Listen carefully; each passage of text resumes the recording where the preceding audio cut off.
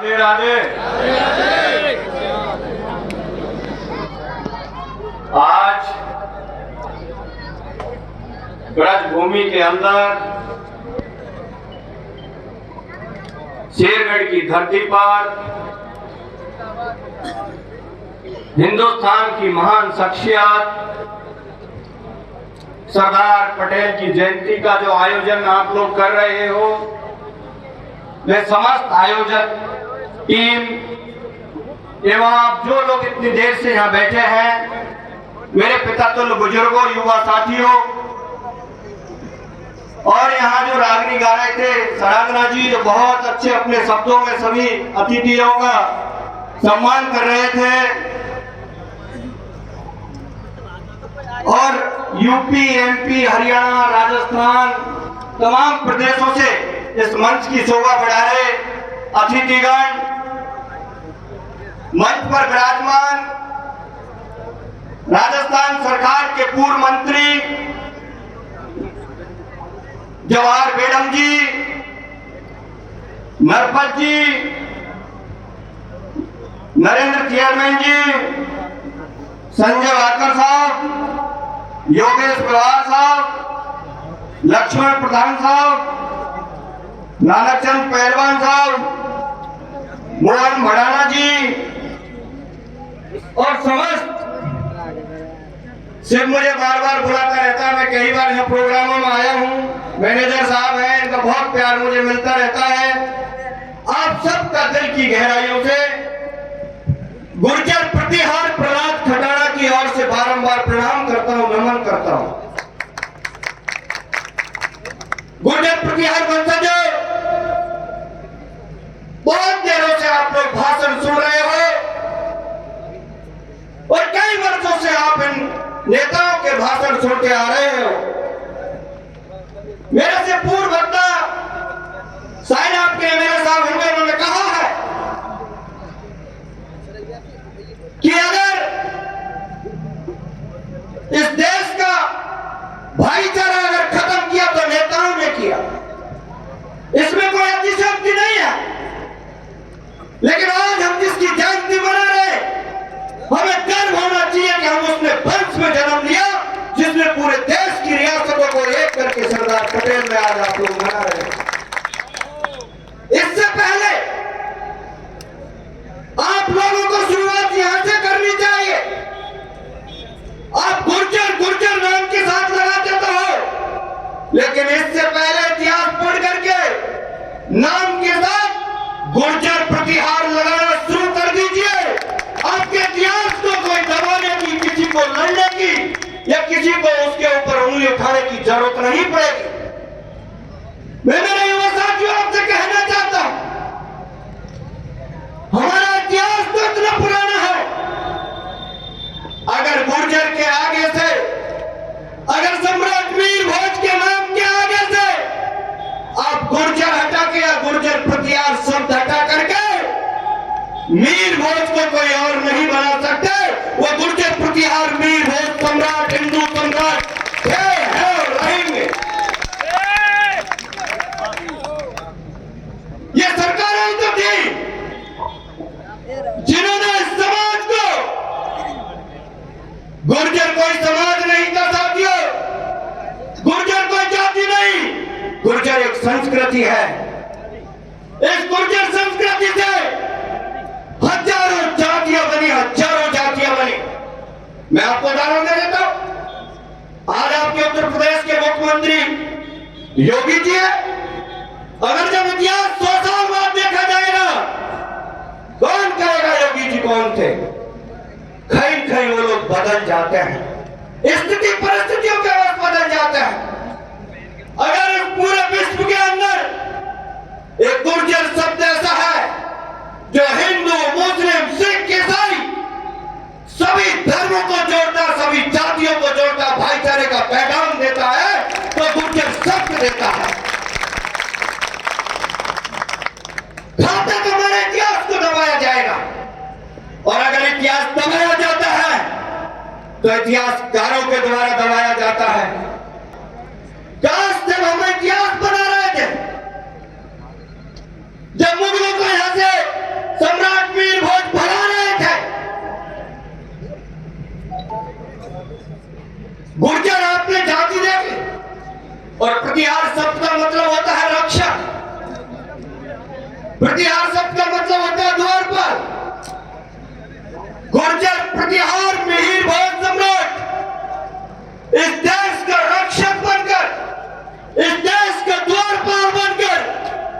मुगलों से लड़ रहा था, और जो लोग आज अपना बाप बताने की कोशिश करते हैं वो लोग और हमेशा मुगलों से, और जब अंग्रेजों का जमाना आया था तो अंग्रेजों से भी संधि कर रहे थे, लेकिन आपको आपके इतिहास को दबाने की कोई दम नहीं रखेगा। आपको 21वीं सदी का भारत है मेरे युवा साथियों, हमारा इतिहास बहुत सुनहरा है, लेकिन अगर जिस कौम का इतिहास मर जाता है उस कौम मर जाती है, समय के अनुसार उसको दबाया जाता है। लेकिन गर्व इस बात का होना चाहिए कि इतिहास बहुत सुनहरा है, लेकिन 21वीं सदी का इतिहास भी हमें सुनहरा बनाना होगा। यह आज की युवा पीढ़ी को इसके लिए जागृत होना पड़ेगा। और अगर कोई गुर्जर प्रतिहार वंश के इतिहास की बात करे तो जब राम मंदिर की खुदाई हो रही थी तो राम मंदिर की नींव में जो शिलालेख निकला वो भी गुर्जर प्रतिहार वंश का निकला। क्या इतिहास की बात करोगे? इतिहास बहुत गौरवशाली है, और अगर इतिहास को दबाया जाता है, इतिहास की बात को दबाया जाता है, तो आज का लोकतांत्रिक है साथियों, पार्टियों की गुलामी में आकर के इतिहास दब जाता है। मैं भी चुनाव लड़ा किसी पार्टी से, लेकिन जो अगर स्वयं को भूल गया, अपने माँ बाप, परिवार और अपने समाज को भूल गया, वो किसी समाज और परिवार और देश का भला नहीं कर सकता। मैं कहना चाहता हूं, मैं इतिहास पर लगातार, गुर्जर प्रतिहार वंश के इतिहास पर आपसे लगातार 10 घंटे बोल सकता हूं।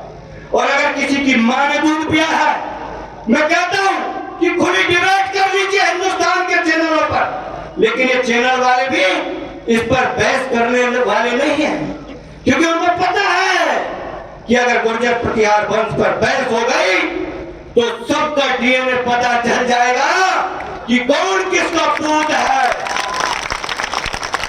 मैं कहना चाहता हूं, लेकिन 21वीं सदी का भारत है, 21वीं सदी का भारत है मेरे युवा साथियों। आज आपको पढ़ना पड़ेगा, आज आपको लिखना पड़ेगा। प्रहलाद खटाना जो बोल रहा है ना, ये कोई किताब में पढ़ करके नहीं बोल रहा हूं, या किसी आका के आशीर्वाद से नहीं बोल रहा हूं। मेरे बीच में हमें ऐसे लोगों से शिक्षा मिलती है, आत्मविश्वास मिलता है। माननीय जवाहर मैडम जी खेत में हल चलाते हैं, गरीबी से निकले हैं, और आज के लोकतांत्रिक पद्धति से राजस्थान के मंत्री बन करके आए, तो मुझे भी लगा कि प्रहलाद खटाना क्यों नहीं बन सकता, तो मैं भी चुनाव लड़ा। चलो आज हार गया, लेकिन वो दिन दूर नहीं होगा जिस दिन जीत के आऊंगा, सबसे पहले भाषण नहीं दूंगा, सबके बाद में दूंगा, 2 घंटे इंतजार करूंगा, चाहे मैं तो दिल्ली की संसद से आऊं, लेकिन ऐसा नहीं होगा कि अब हम बड़े नेता पहले भाषण देके चले जाएं। अब मैं मेरी बात को 21वीं सदी के भारत के लिए कहना चाहता हूं। साथियों, एक सेकंड साथियों, 21वें भारत में, 21वीं सदी के भारत में जिस परिवार को, जिस समाज को अगर तरक्की करनी है तो शिक्षा वो शेरनी का दूध है, इसको जो पीता वो धारता है। आपको किसी से डरने की और धमकने की जरूरत नहीं है। आपको बड़े बड़ी गाड़ी, बड़ी एमएलए और रुपया वालों की हवेली कोठियों के चक्कर लगाने की जरूरत नहीं है। आप तो एक चीज पक्की करो, जब जो बाप संतान पैदा कर देता है उस दिन के बाद उसका जीने का अगर हक है तो सिर्फ अपनी संतान के लिए पहले उसको अच्छा स्वास्थ्य, अच्छी शिक्षा, इस संकल्प के साथ अगर आप लोग अपने हर परिवार को और अपने आने वाली पीढ़ी को पढ़ा लिखा करके तैयार कर दोगे तो आपके इतिहास के लिए लड़ने और वकालत करने वाले करोड़ों पैदा हो जाएंगे इस देश के अंदर। आपको लड़ने की जरूरत नहीं पड़ेगी। नहीं तो इतिहास बहुत बड़ा है। कभी कभी आपने देखा होगा हिंदुस्तान मानी गोल्ड मेडल लाने वाले पहलवान के घर में ऐसे पैदा हो जाते हैं जिसको 20 किलो वजन वाले थप्पड़ देकर नीचे पटक लेते हैं तो उसकी बेइज्जती होती है कि नहीं होती है? उसी तरीके से अगर आपको गुर्जर प्रतिहार वंश का ये इतिहास जिंदा रखना है तो आज की 21वीं सदी में अपने एक एक बच्चे को, अपनी बेटियों को अच्छे से पढ़ाना होगा। ये दहेज, ये जो बड़े बड़े आप लोग करते हैं, ये दहेज प्रथा या कोई नुक्ता प्रथा, इनको बंद कर दो। आप देखो इस मंच पर बैठे जितने भी बड़े बड़े नेता बैठे, कोई भी आदमी दहेज ना देता ना लेता। देते होंगे तो चुपके से बोले तो सबके सामने कोई नहीं देता। तो आप लोग ये दहेज लेना देना बंद कर दो, ये नुक्ता प्रथा बंद कर दो। और जब मैं कभी कभी देखता हूं कि भाई गुर्जर इस चीज पे लड़ रहे कि हमारे फला आदमी के लिए फला ने ऐसा कह दिया, अरे भाई भाई हम लड़ रहे। आपको सबसे पहले आगे आने वाले वक्त में मैं आपको एक बात कह के पूरी कह रहा हूं, इस देश को आजाद हुए लगभग 75 वर्ष हो गए। जब ये देश आजाद हुआ तो इस देश की जो जनसंख्या थी वो लगभग 30 करोड़ थी। कितनी थी? 30 करोड़। ये मेरी बात गौर से सुनो। आज 75 साल में यही जनसंख्या लगभग 140 करोड़ हो गई। 110 करोड़ 75 साल में पैदा हुए। और बताते हैं कि 29 करोड़ों के अंदर मात्र 10 करोड़ लोग संतान पैदा करने वाले थे। 10 करोड़ों ने 110 करोड़ पैदा कर दिए। तो पिछले 15-20 साल में कितनी बड़ी लड़ाइयां, जमीनों की कमी, मकानों की वृद्धि और बेरोजगारी फैल गई। साथियों, आगे आने वाले वक्त में 70 साल नहीं लगेंगे। मुश्किल से मुश्किल 15 से 20 साल बाद इस देश की पॉपुलेशन 300 करोड़ हो जाएगी। आप तरस जाओगे आप नौकरी और रोजगार, रोटी कपड़ा मकान के लिए तरस जाओगे। मेरी बात याद रखना, इस गणित पर अपने बच्चों को पढ़ा लिखा देना, क्योंकि जो लोग कुर्सियों पर बैठे हैं इस देश के अंदर, वो इस किसान कौम को, इन बहादुरों को आपस में लड़ाना चाहते हैं। कोई इतिहास के नाम पर, महापुरुष के नाम पर अपनी राजनीतिक रोटियां सेकना चाहते हैं। गणित आपको समझना पड़ेगा साथियों। इसलिए इतना कहकर के मैं मेरी बात पूरी करता हूं। आप सब ने मुझे बहुत ध्यान से सुना। आपका ये प्यारा आशीर्वाद सदैव मेरे ऊपर बना रहे। आपका सदैव मैं कृतज्ञ रहूंगा। राम राम साहब। बहुत बहुत धन्यवाद खटाना जी, जो आपने इस युवा